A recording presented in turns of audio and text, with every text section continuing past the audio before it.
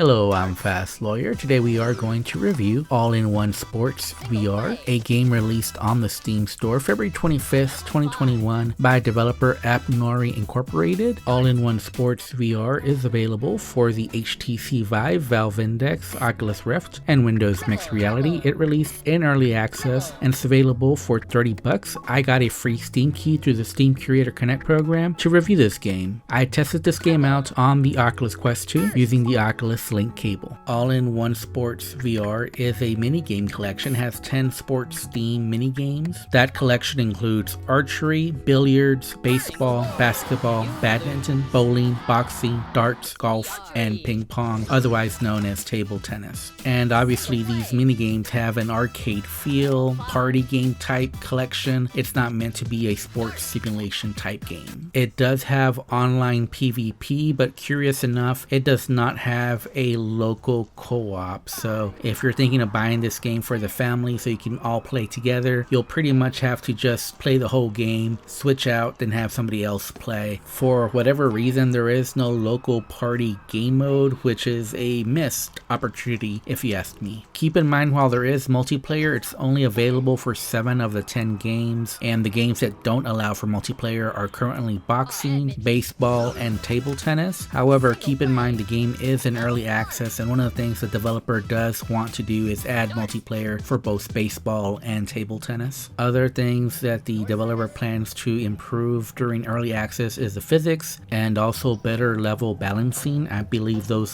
things really do need to improve in this game, and I'm glad the developer plans on fixing those things because they really need to be fixed to make this a pleasant experience. Right now it's an okay experience for me, maybe just a little bit better than mediocre, but it's definitely a notch below the best minigame collections in VR. Now when I think of VR minigame collections that are sports related, I think of VR Sports Challenge, and I also think of Sports Scramble, but both of them are Oculus exclusives, and unfortunately both those games are just a notch above this sports game collection. But it is in early access, it does have time to improve. I guess we shall see in the future whether this game ever matches how good those games are. And this game is good as a single player experience, but I'm gonna address the elephant in the room, the multiplayer experience. Now I couldn't find a multiplayer game, and I think this game just goes about it the wrong way. Basically here you pick a sport and then you queue up for the multiplayer, so you're in the multiplayer queue for that sport, but just not enough people play this game, and I think that's a very bad way to go about it, especially when you're talking about 10 different sports. So basically I tried getting on the queue, but I just ended up waiting and wasting my time. There's no way to tell who else is online, so unless you have a friend who you know is online and trying to play, there's probably very little chance that you'll run into anybody else playing online. And because there is no local co-op, that's just another miss on the part of the developers. There's not enough of a community for the multiplayer experience where I think this game might shine, and the single player experience, while nice, just really is lacking at the current moment. All-in-One Sports VR is running on the Unity engine. On my RTX 3080 I was getting a steady 90 frames per second. I did not like how there were absolutely no settings available in this game to tailor the experience to your rig. Again, developers, if you're making a game, please make settings available for VR. There's people with all kinds of different PC setups, and when it's lacking settings, it just makes it really hard to tailor the experience to what you require, what you want, and it just brings down the experience as a whole. I would say for this game you do need a little bit more than just standing room, and I would say especially for like the bowling, you do need a little space to be able to bowl effectively. There really isn't any locomotion or any smooth or snap turning. However, you are automatically teleported in some games, and that includes like badminton, where you're automatically teleported to where the shuttlecock is going to land, or for example in billiards where you're automatically teleported to where the cue ball is as far as making the best possible shot. That's automatically done for you. I did run across some bugs, and the ones I noticed was in bowling where, and you'll see this on the video, I bowl and then the ball hits the middle of the lane and then it automatically says it's out of bounds. Now the ball may have gone out of bounds, I don't know, but I do know that it hit the middle of the lane and then it just automatically said it was out of bounds without doing the proper animation. There's also like the oddity in billiards where your ball really goes up in the air quite often, or I had the ball actually actually get stuck up on the rim, almost in an impossible place where the ball normally wouldn't get stuck in the game of basketball. Or in billiards, when you automatically get teleported and there's just no shot from the place that you're at, and you could see another shot that you could possibly make, but you were teleported on the wrong side of the table, and there's just nothing you can do at that point. You just have to take a bad shot. And overall, I would say this game just lacked an overall polish to the mini games, and just the physics just aren't very good. So none of the mini games actually felt all that fun to play. They range from just being okay, like the basketball game is okay to play. Other than the bug that I experienced while playing basketball, there was really nothing wrong with the game of basketball, but I've just played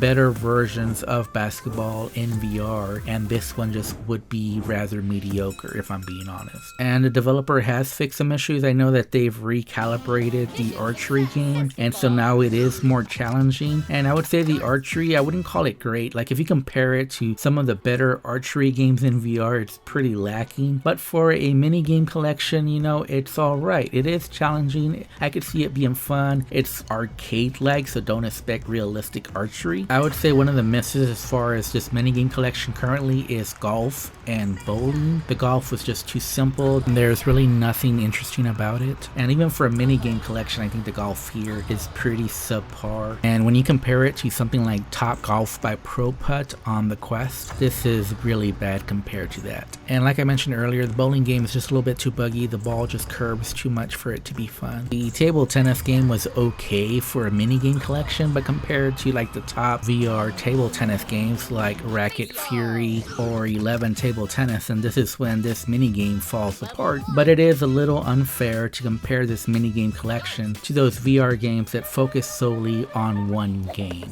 But like I said, even when you compare it to the other sports mini game collections such as VR Sports Challenge or Sports Scramble or even Sports Spar VR, then this mini game collection is just a notch below all of those. It's not bad. So yes, it's buggy. Yes, it could use a lot of polish, and yes, it could definitely use local co-op. This is not an awful minigame collection. There's definitely worse minigame collections in VR. I'm not gonna name all the worst ones because there's a lot of really bad minigame collections in VR. This is just okay, and since it's an early access, I can see this game being a lot more fun with just some more polish and better physics. I think this game can get there. There's a lot of good here. It's just not good enough compared to the top games of this type. And I do have a disagreement with the price as well. Listen, this game might be worth $30 in the future, and I know there's similar games of this type that also sell for 30 bucks, but those other games are generally better than this, and because of that, I don't think this game is worth 30 bucks. My recommendation is buy this on sale and wait for an update as well. And if I have to rate this game currently, I would give it a 5.5 out of 10. It's just a little bit better than the mediocre minigame collections you see in VR, but it really isn't that much better than the average minigame collection in VR, and it really just pales in comparison to the top ones. Anyways, I'm Fast Lawyer. If you like my review, don't forget to like, comment, and subscribe, and as always, have a wonderful day. Goodbye.